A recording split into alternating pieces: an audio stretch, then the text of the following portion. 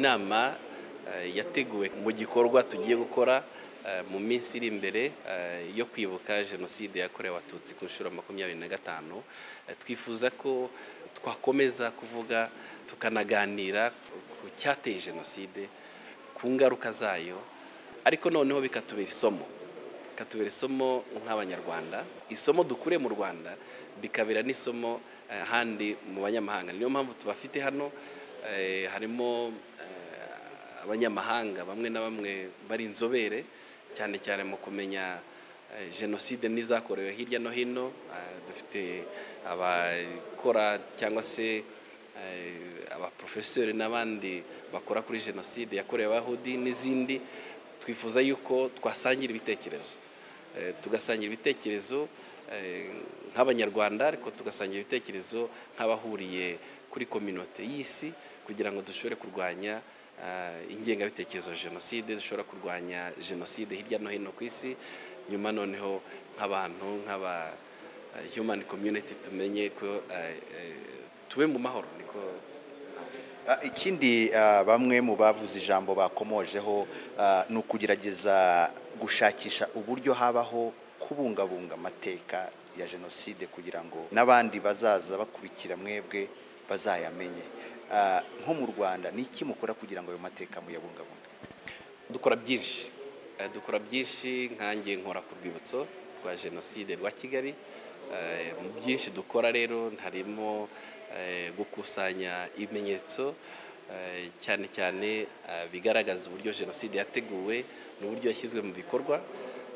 Dukusanya ubuhamya bw'abacitse ku icumu babonye jenoside, babonye nuko yakozwe, nuko yateguye ko bari bahari, kandi tugira n'inyandiko tukazishyingura neza bijyanye n'uburyo bugezweho, niko navuga, kugira ngo zishobore kuzakoreshwa ari iki gihe n'abashakashatsi n'abanyeshuri n'abandi bose bifuza kumenya aya mateka, ariko noneho zikanabikwa mu buryo bwimbitse bushobora kumara indi myaka 50, 100 n'iyindi, kugira ngo abazadukurikira, abuzukuru n'abuzukuruza bacu bazamenye kandi bigire ku mateka ya jenoside yakorewe abatutsi. Nubwo navuze iby'urwibutso rukora, ariko tugira inzibutso nyinshi ziri hirya no hino mu gihugu.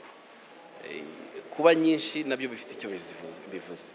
Kuba nyinshi ni ukuvuga ko jenoside ntaho yigeze isiga mu iki gihugu cyacu. Ibyo nabyo bifite icyo bivuze, kuko niba ari nyinshi, jenoside ikaba yarabaye mu gihugu cyacu ahariho hose, ni ukuvuga ko yateguwe kandi bihagije. Yarateguwe, itegurwa haba mu mujyi wa Kigali, haba mu nkengero zayo, haba mu ntara zinyuranye z'igihugu. Ni ukuvuga yuko jenoside yafashwe umwanya ukomeye, cyangwa bayiteguye bafashe umwanya ukomeye kugira ngo bayitegure, bayishyire mu bikorwa kandi bibere rimwe.